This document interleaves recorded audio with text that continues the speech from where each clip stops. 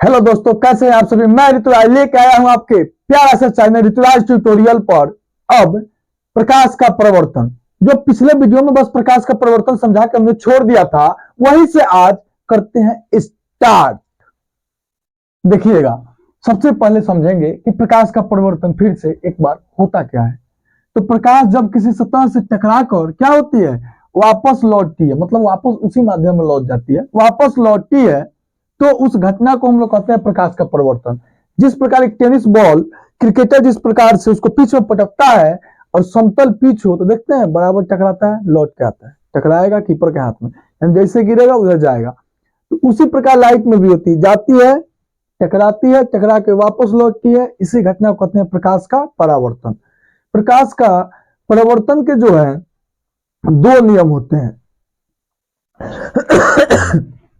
नियम क्या क्या है, तो जो इसको हम लोग जिधर से लाइट आती है इसको हम लोग कहते हैं आपतित किरण। जिधर से किरण, इधर से लाइट आती है तो जो आने वाली लाइट है, आने वाली किरण है, उसको हम लोग कहेंगे आपतित। पतित मतलब होता है गिरना, तो आपतित आगे गिरती है।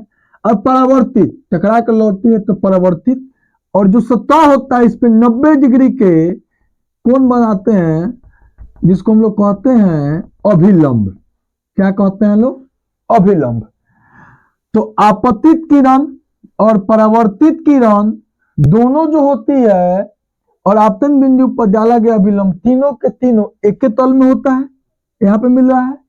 और दूसरा बात ये भी कह सकते हैं कि आपतन कोण और परावर्तन कोण दोनों दोनों क्या होते हैं, बराबर होते हैं। यानी कि आपतन कोण कोण आई बराबर कोण आर, आपतन कोण बराबर परावर्तन कोण। ठीक, पहला नियम क्या कहता है, आपतन कोण बराबर परावर्तन कोण। और दूसरा नियम वह कहता है कि आपतित किरण, परावर्तित किरण तथा आपतन बिंदु पर डाला गया अभिलंब क्या होता है, तीनों तीनों एक ही तल में होता है। ठीक, तो यहाँ पे दो चीज, यहाँ पे अब आपका थोड़ा सा कंफ्यूजन हो रहा है कि डेल्टा सॉरी थीटा काहे लगाए हैं, इधर डेल्टा यानी डेल काहे लगाए हैं, डेल इक्वल टू 2 थीटा क्या है। तो इसको हम लोग जो कहते हैं, डेल का मतलब होता है विचलन कोण। इसको नोट कीजिए, फिर उसको हम समझाते हैं। ठीक,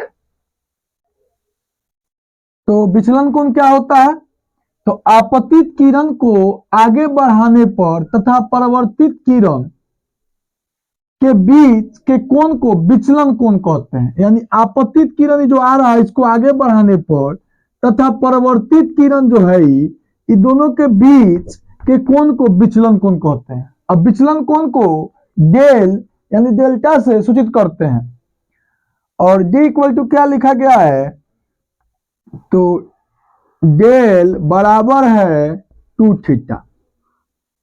जरा ध्यान दीजिएगा, और यहाँ पे ई थीटा है तो ये भी थीटा है, लेकिन इसके आई के साथ कैसा रिलेशन बनता है तो थोड़ा सा ध्यान से देखिएगा, समझ में आ जाएगा। डेल इक्वल टू हो जाएगा 2 इंटू आपतन कोण, यानी आई के लिए हम क्या लिख सकते हैं, 90 डिग्री माइनस थीटा। 90 से जब गुना करेंगे तो 180 डिग्री माइनस 2 थीटा। थीटा किसके जगह पे यूज कर रहे हैं, आई के जगह पे, इसीलिए बुक में कहीं कहीं लिखता है 180 degree minus 2i। Del equal to क्या लिखता है, 180 डिग्री माइनस 2i। तो ऐसे भी आपको बुक में मिल सकता है, या डेल का रिलेशन ऐसे भी आपको बुक में मिल सकता है। तो यहां तक हम आपका विचलन कोण जो है अच्छा से समझाए। हम देखेंगे विचलन कोण, यानी विचलन कोण डेल का मान निकालना है, डेल्टा का। तो हम जानते हैं डेल इक्वल टू, दो फॉर्मूला हमने पढ़ा है इस वीडियो में। डेल इक्वल टू क्या होता है, या तो 2 थीटा, नहीं तो del equal to 180 degree minus 2i। I मतलब आपतन कोण। तो यहाँ पर इस वीडियो में हमको थीटा पता है, ई वाला को कहते हैं आई और इस वाले को कहते हैं आर। या आप 2i लिखिए, या इस जगह पर 180 डिग्री माइनस 2r लिखिए, दोनों एक ही चीज है, क्योंकि i इक्वल टू आर के होता है, दोनों बात एक ही है।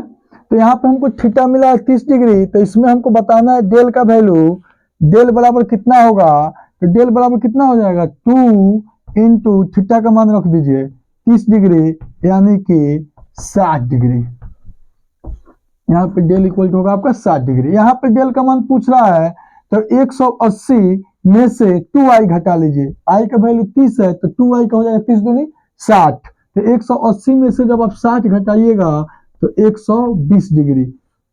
ठीक है, यहाँ पे आपका क्लियर करते हुए टॉपिक।